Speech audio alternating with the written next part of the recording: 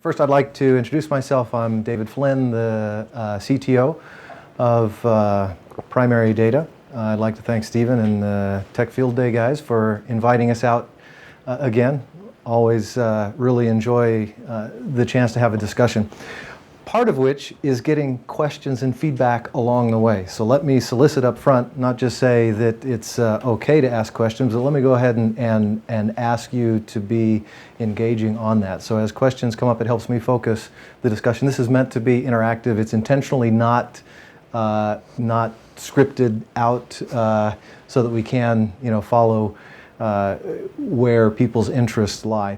But I do want to focus this on what I think is most apropos. We spent the last 8 months in customer evaluations, POCs, rollouts, and have come away from that with a lot of learning on how to deploy this technology. And what I want to do is go into that kind of spectrum of how customers adopt this.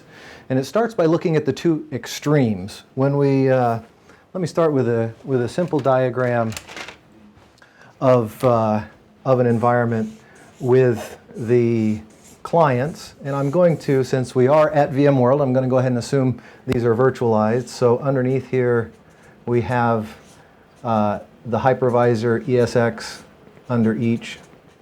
And because we're assuming that this is a primary data environment, we have DSX, which interestingly enough is doing the exact corollary. What ESX did for the compute, allowing it to be abstracted away from the hardware and migratable across different types of hardware, DSX is doing for the data, allowing the data to be migrated and abstracted from the hardware. So DSX, and this also allows us to scale with each physical host. Off to the side here, we have DataSphere, which is deployed generally as a couplet for high availability reasons. And this is serving the metadata. I like to draw it like a tree. That's the file system namespace. And then we have the various components of storage. In today's age, we can't ignore the server-side stuff, especially server-side flash, which is near and dear to my heart as the founder of Fusion.io back in the day. We have proved the point that it's very beneficial to have your high-performance media very directly connected without all the network and stuff to slow it down. So we start with server-side stuff, and then we have shared storage of different forms, but generally fall into block and file related things. And then we have cloud and object storage, clouds of different types, object storage of different types. So we can think of this as our rough dichotomy. It's showing different protocols, block and file and object, and different connectivity on your PCI Express or storage bus or across the storage network or your internet, Ethernet or internet. We get that whole spectrum. So as we look at how customers would adopt primary data, what we have come to find is that generally people start with what they know. And what people know today is managing their data via the silo that contains it. They manage the data by the container it's in.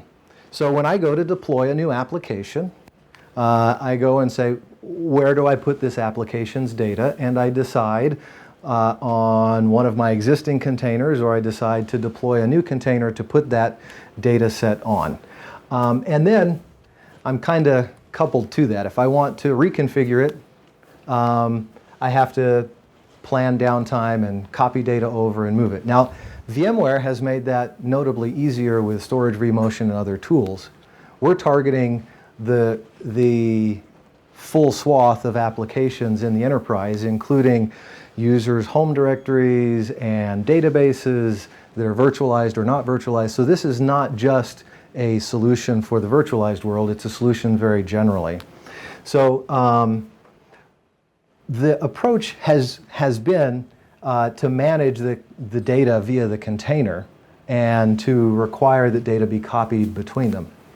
So what we see is customers, let's do over here is the initial way to do it versus our end goal.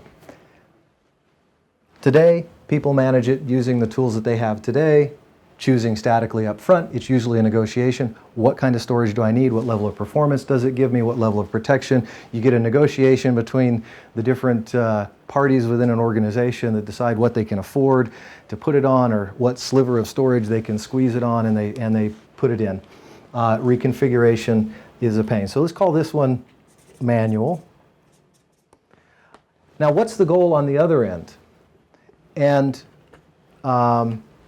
this is to make everything fully automatic. Now, let me take a step back and explain a couple of the principal mechanisms that we use for fully automating the orchestration of data here. First, let's talk about the end goal. The goal is to have every data item optimally placed to get its needs met for that point in time. So if it's a VMDK that needs performance, we want to put it somewhere where it can be accessed at that level of performance.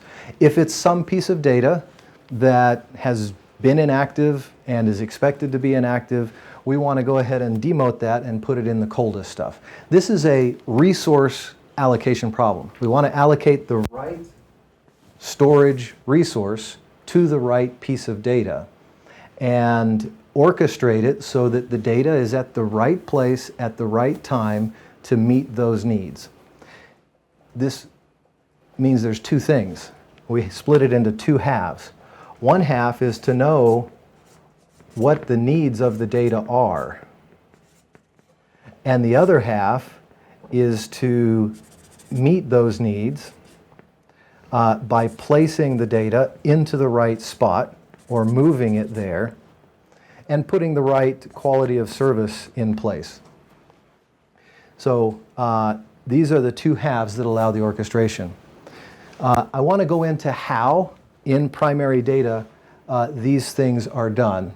They ultimately let you maximize the benefit of your storage infrastructure in meeting the needs of the data so that you can put the most data on the cheapest storage and have it get the highest level of performance from it. I'm going to take the second piece first, which is getting the data at the right place at the right time. Here we use a really cool, I'd love to say it's new, but it's actually been used in lots of different contexts. We use, think of it as a free market simulation, an economic simulation, where each of the storage containers is like a landlord leasing floor space in an apartment complex. And each of the data objects are like tenants who are purchasing or leasing that floor space. They have to compete against each other, and the landlord has to compete against each other. So we're using a free market model for the allocation of physical resources to users of those physical resources. So it's a free market. That actually works really well for finding good solutions for the allocation of resources.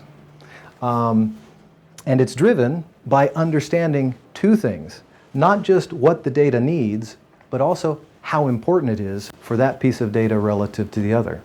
And that importance is articulated when you take it from an objective, a more precise, if we talk about it as a service level objective, and take that to a service level agreement.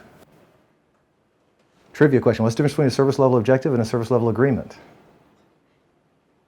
You think about it, the same thing. Lawyers. No, close. It's because an agreement is, what are you agreeing on when you go from an objective to an agreement?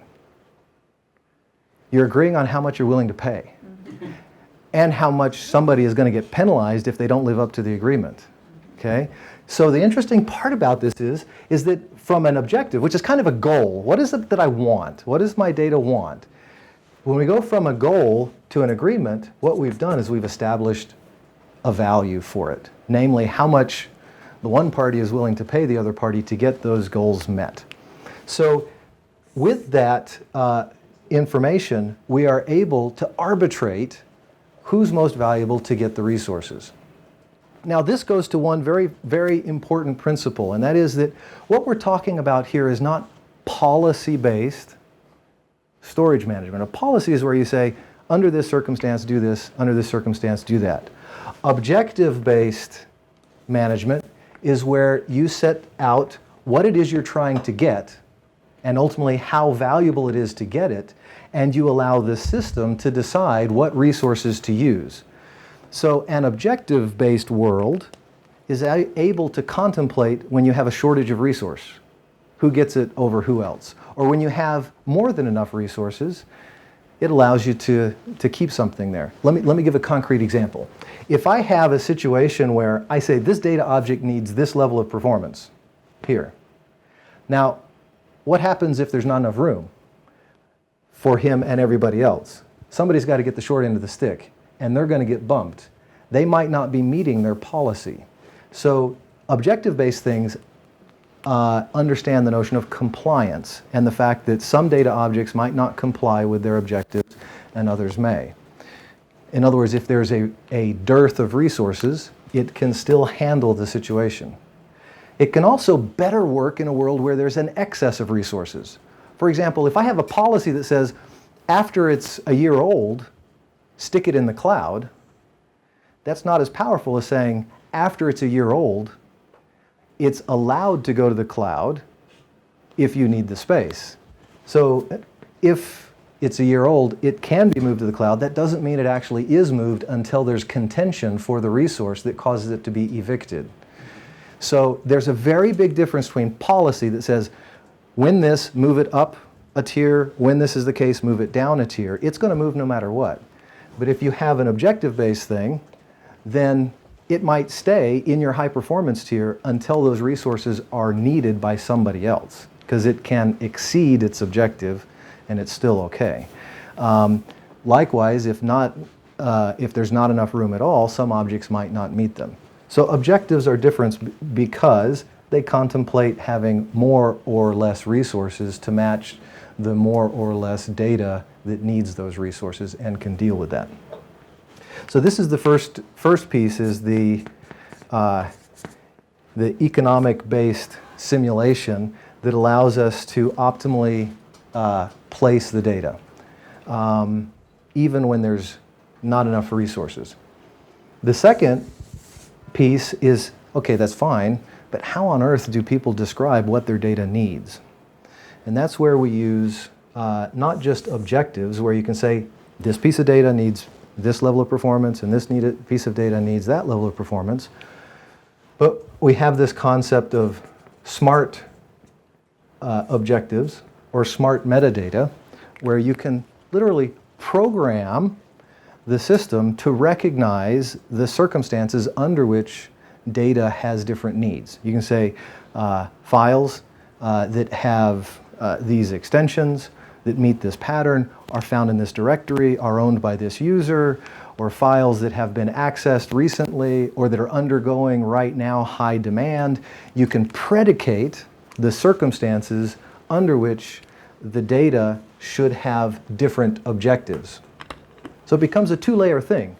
One layer is to set out the rules which determine the objectives, and the second is for the objectives to be arbitrated to meet the right resource. Okay. You're probably thinking the same thing that our customers do. That's all well and grand, but how the hell do I trust something that's that automated? So yeah, I could put these rules in place that recognize what types of files and under what circumstances they should have certain levels of performance or be protected in certain ways.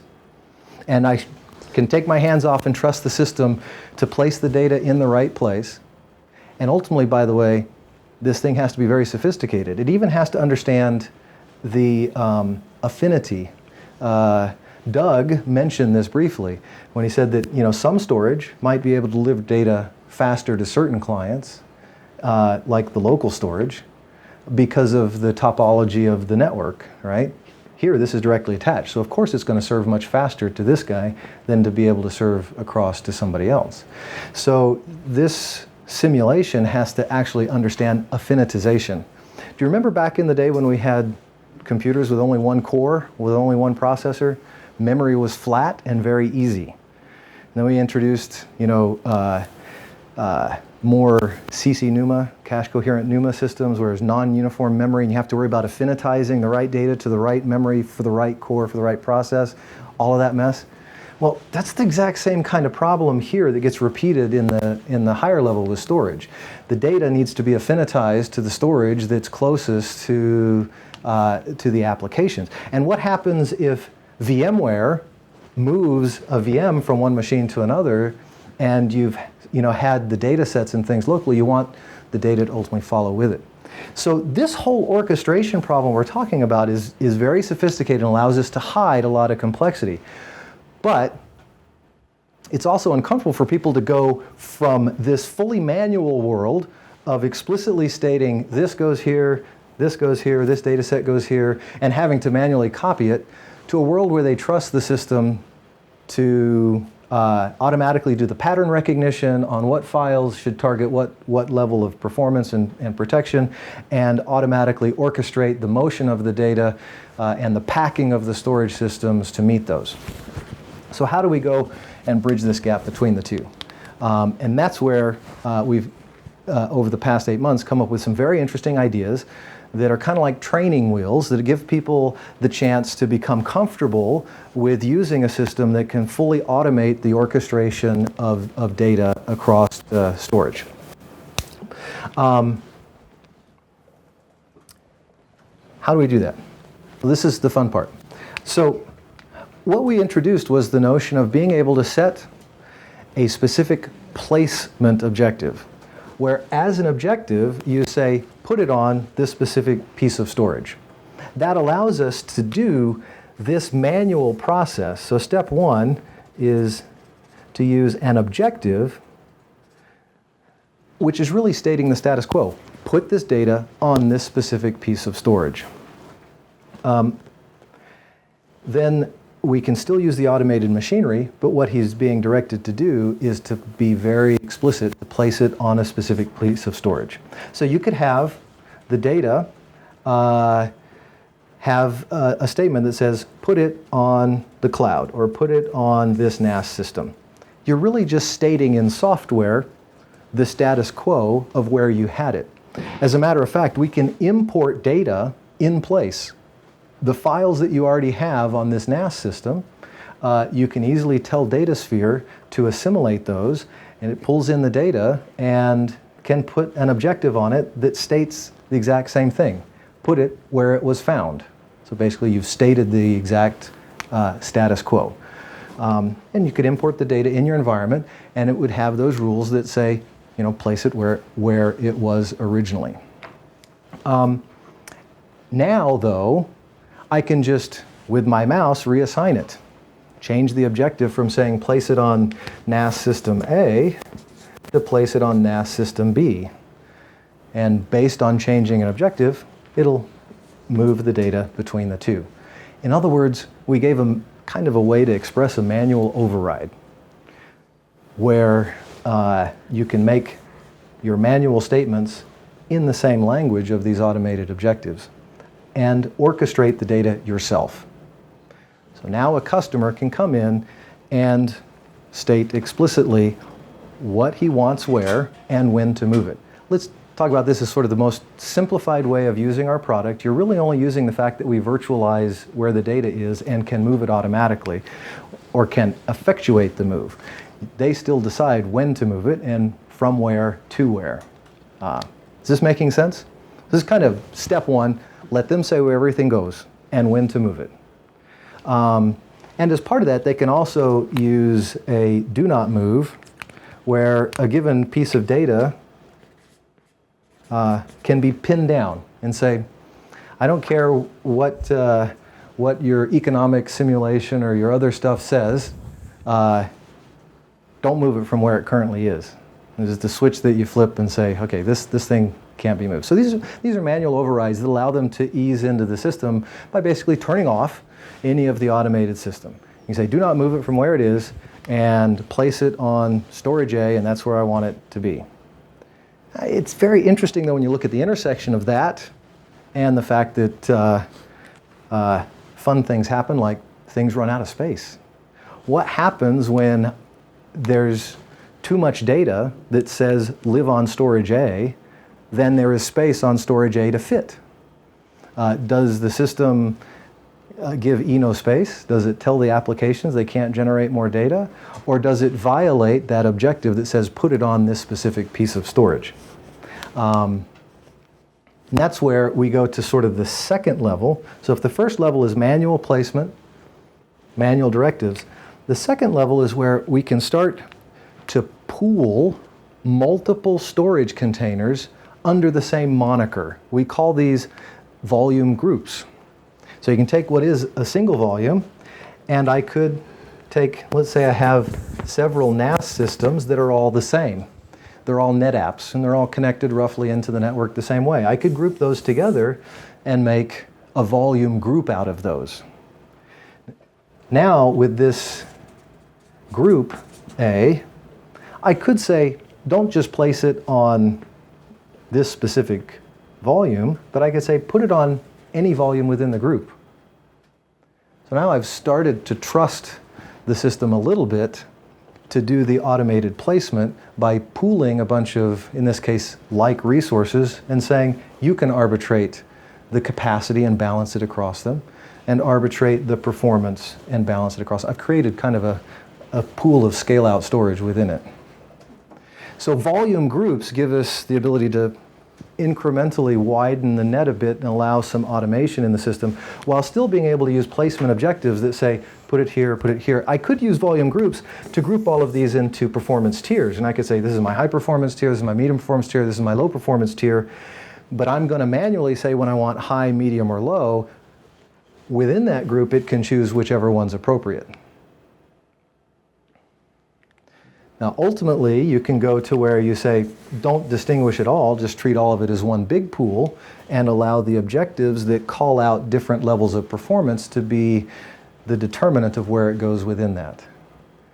So it's a nifty way that, like I said, we learned this over the last 8 months, how to help people with training wheels. Number one is to give them the manual overrides to say, don't move my cheese, and the other one to say, when explicitly, where to put something very explicitly, and then they can step back and start grouping containers together and saying, okay, I want to talk about this as a class, a performance tier, and allow the system to arbitrate and balance the capacity and performance there itself. So, looking at the past 8 months, how far are your customers setting those objectives? You know what?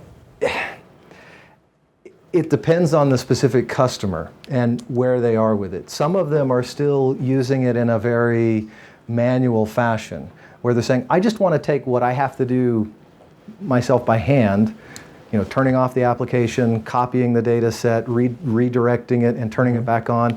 That's all I want you to automate for me. So I don't mind saying, move it from container A to container B. You just make it so that when I say that, it happens under the covers. I'm still going to say where it goes. A lot of them are content with that, and that adds a huge amount of value, even at just that. Often they go, well, okay, that's fine, but now I need to do certain things like I want to remove an old storage container and add a new one in. And see, here's the fun thing about using this notion of a volume group. They can put a new one in right next to the old one as a group, and then turn the old one off and have the data flush through, because all they've said is put it on one in the group. And they had started with one, then two, and then the original one disappeared. Now it's on the remaining one. So doing migrations off of old storage, or even just to facilitate turning off the storage for a period of time for servicing. As soon as you have more than one answering to that same moniker, now I can turn one off and have the data get migrated off and move to the other one in the meantime. If you don't mind me adding, So we're seeing some of the customers, media entertainment, that tend to want to have more manual control of the environment. When I want to use volume groups, but just say I want it in this one, and I'm going to put all my high performance in it, for example. Well, it's in healthcare, financials, and some of the large Fortune 2000. They go into more of a, yeah, but we like to get it automated. We don't want to maintain our storage skill set. It's too difficult to deal with all the data. And we want to give the VMware admin the ability of making those choices. This is where the universal vVault provider comes in, because all of these things, all you see in the vCenter UI is a vVault policy. Yeah. And we deal with all the details underneath the hood that David was explaining. There's another dimension to it. It depends on whether the customers are coming at it from having very large monolithic storage containers, in which case they're used to a very coarse granular and don't mind doing it manually, or if they're trying to incorporate finer grained, smaller things with topological affinities and such, and that is painful to try to do that manually. Yep. So that kind of drives the need for the automation, is when you start talking about complex topologies and performance affinities and stuff like that, then they kind of have to step back and say, you make it scale out for me in an intelligent way that balances the capacity and performance for me. Because if they're doing it manually, what happens if it gets saturated on performance, right? Or what happens if its capacity fills up? Now they're stuck. Yeah. That's okay if it's a pretty big container with a lot of beefy capabilities, but if these are smaller, fine-grained things, you need to start distributing the load very early. And so that also tends to be a big determinant, is whether it's a large container kind of environment or they're trying to incorporate finer grain, lower cost pieces to it. Very good question. How much resources do the DSX take from the ESX? So DSX is only needed if you aren't accessing through the native client, which is built into Linux and available soon from Windows.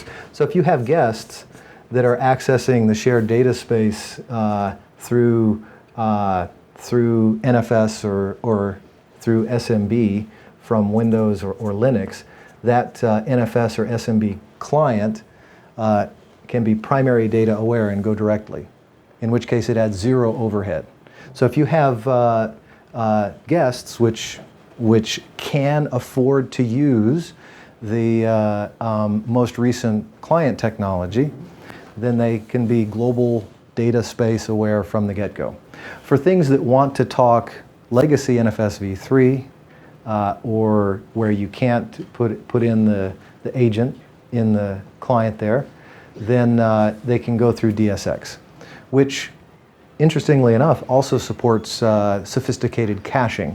At the heart of DSX is it's a Linux-based service VM that can serve out B3 NFS as well as SMB of various versions.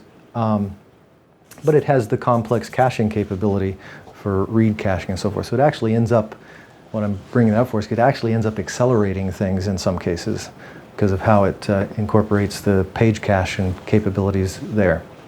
But there is some overhead because it has to move the data through it to go back out.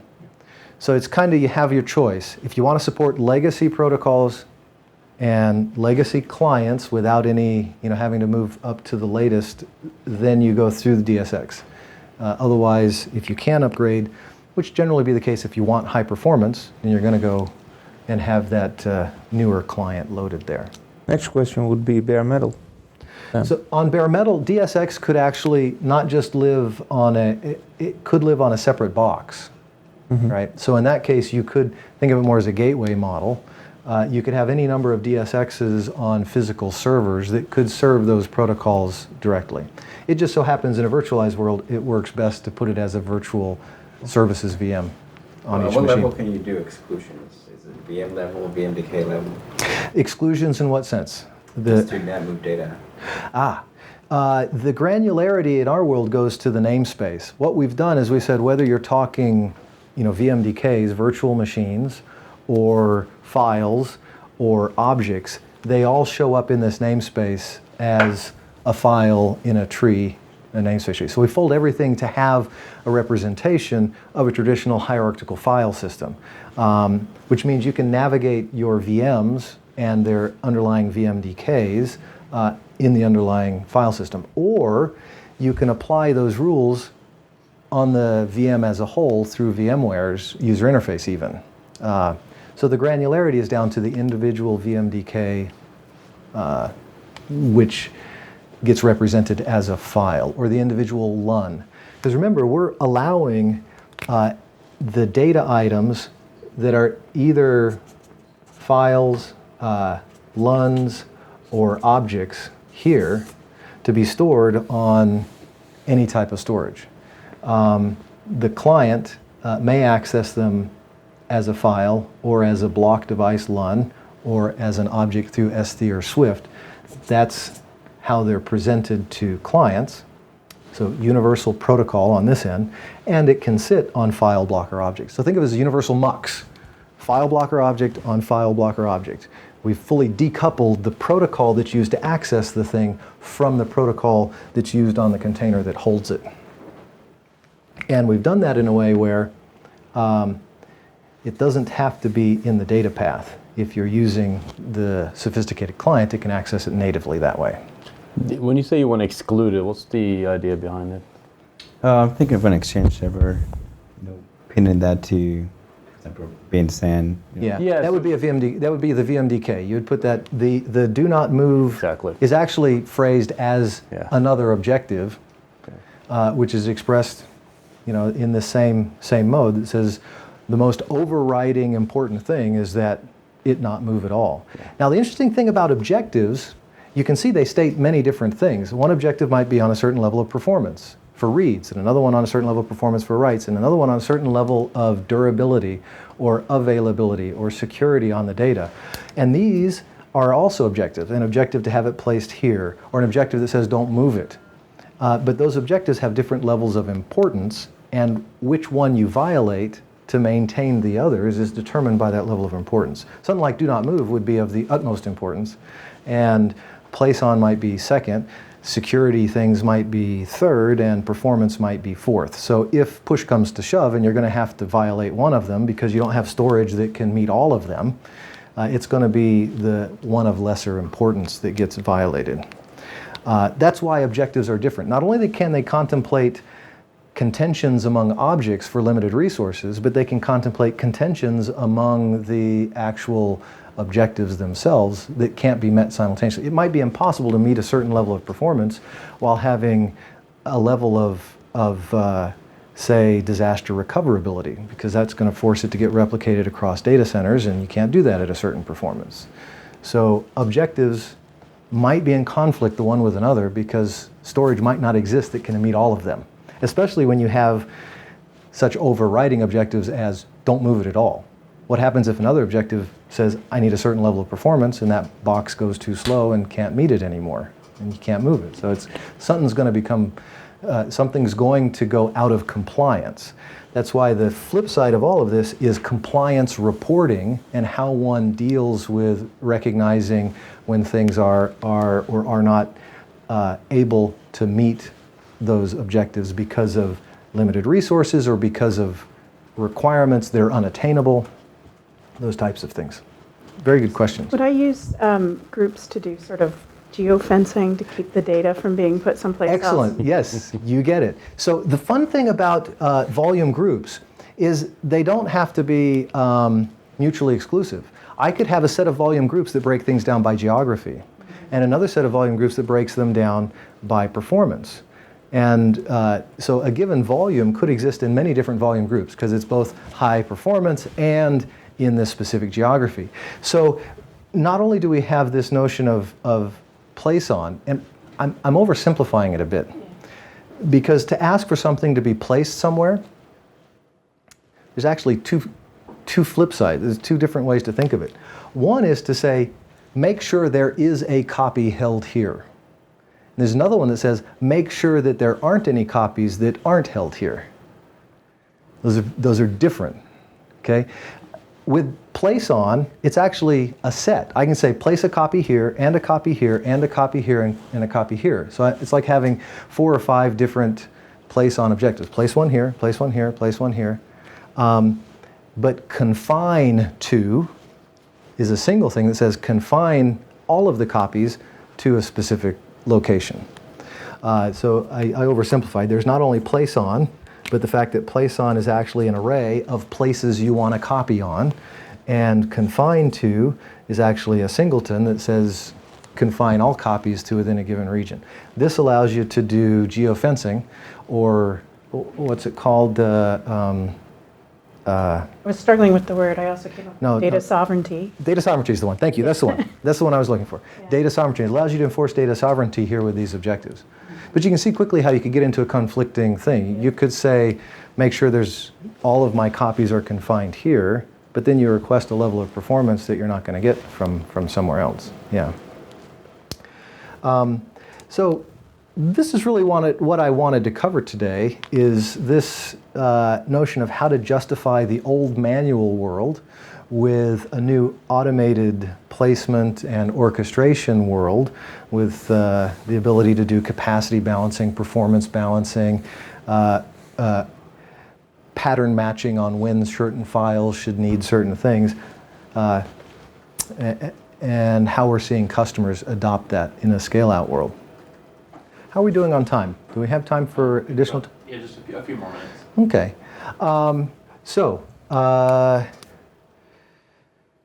Did I miss any of the major things? It's. Do you want to cover how decommissioning works? Oh yeah. Let's talk about that for a second.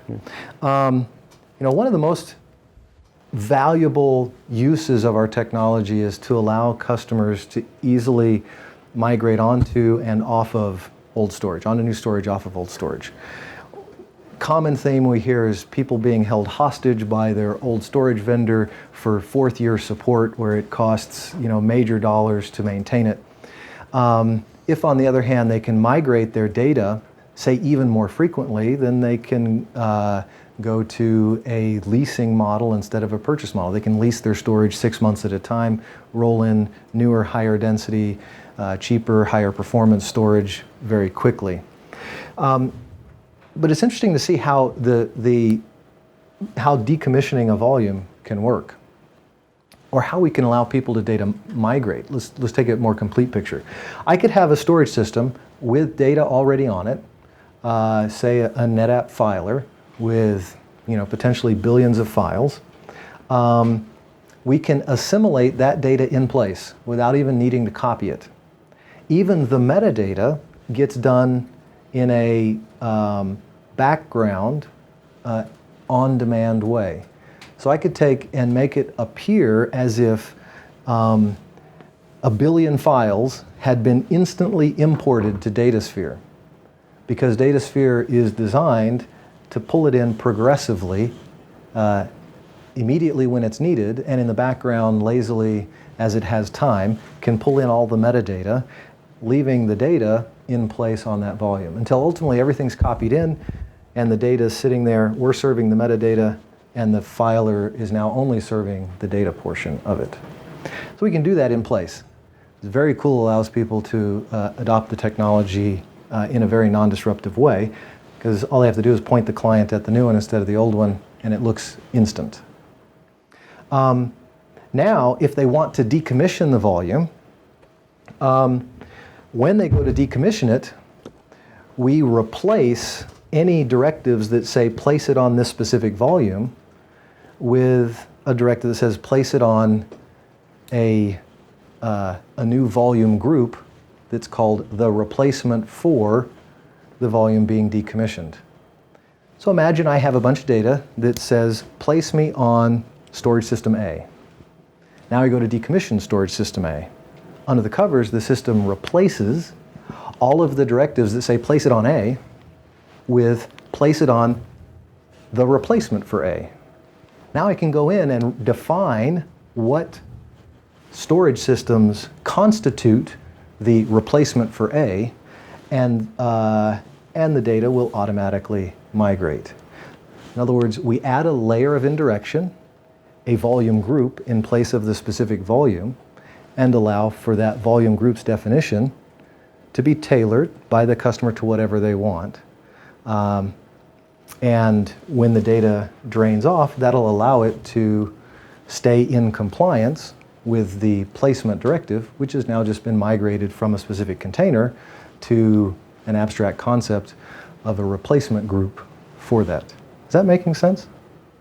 2 minutes. A question on how you do that for encryption at rest of data, for example. So if I've got data, say it's in a cloud, or it can be on spinning media. So if I have data and I want to make sure that it's really gone, apart from taking taking all the disk drives out and drilling holes in them, can you just quickly, so I can put a copy somewhere else, but then essentially just delete the keys so I can no longer access data? And Yeah, that'll happen. That would generally happen as part of when you take the volume out of the global data space, then you can destroy that volume from the perspective of that container.